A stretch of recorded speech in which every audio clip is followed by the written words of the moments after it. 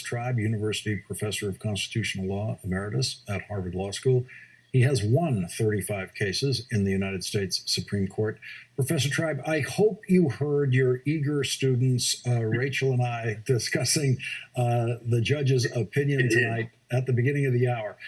Please weave together for us your analysis of the judge's opinion and what that might mean for Merrick Garland's decision about the criminal prosecution referral for contempt of Congress by Steve Bannon.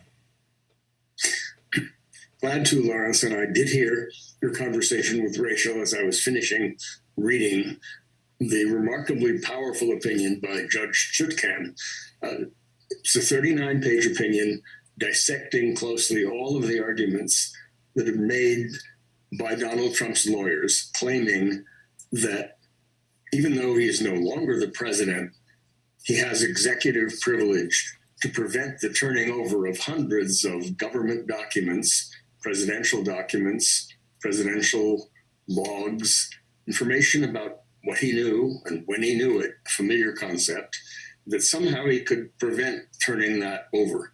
She rejected that argument. We only have one president at a time, and that president is not Donald Trump.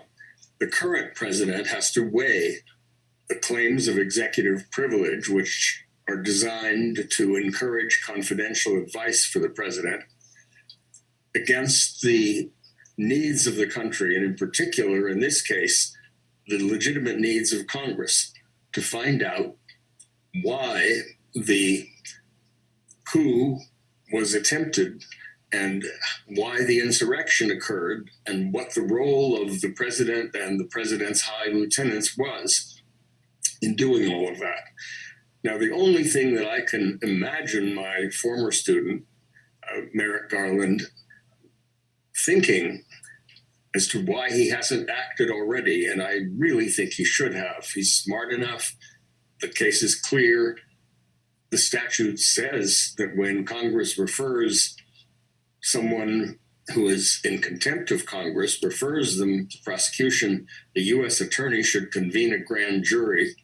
The only possible argument is that there are a couple of opinions of the Office of Legal Counsel, one in 1980 and one in 2008, that suggests that when executive privilege protects the assertion by someone that he or she cannot comply with a congressional subpoena, then the department should not prosecute. Well, perhaps Merrick Garland, being a good lawyer and wanting to dot his I's and cross his T's, was waiting to hear a court say that the executive privilege doesn't apply to the former president when the current president doesn't assert that privilege and when there is a legitimate need for the information. If that's what he was waiting for, he got it tonight. And if he does not move immediately, it will be inexcusable.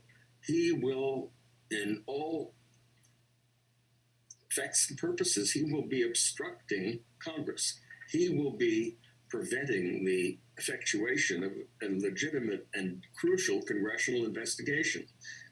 Because all of these guys who are getting subpoenas have no particular incentive to comply. If Steve Bannon can get away with stonewalling, not even showing up, being in contempt of Congress, saying that he's waiting for some judicial signal, well, he certainly got it tonight.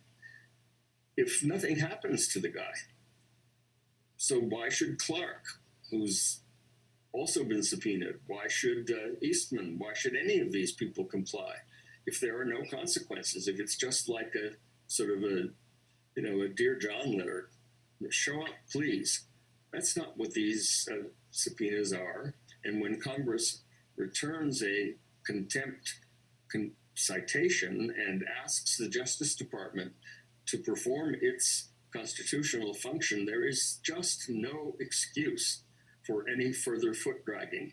I know a number of former U.S. attorneys have tried to, make Merrick Garland look good. He's a good guy. He's got a lot of integrity. And they've tried to say, well, maybe he's trying to make sure all the ducks are in a row. There are no more ducks. This duck quacks like a duck. It's a duck, and there are no more ducks left. Merritt Garland should go ahead and not get in the way of this absolutely vital congressional investigation. Donald Trump, his lawyers have already announced they're going to appeal this decision Sure. by the district court judge. Take us through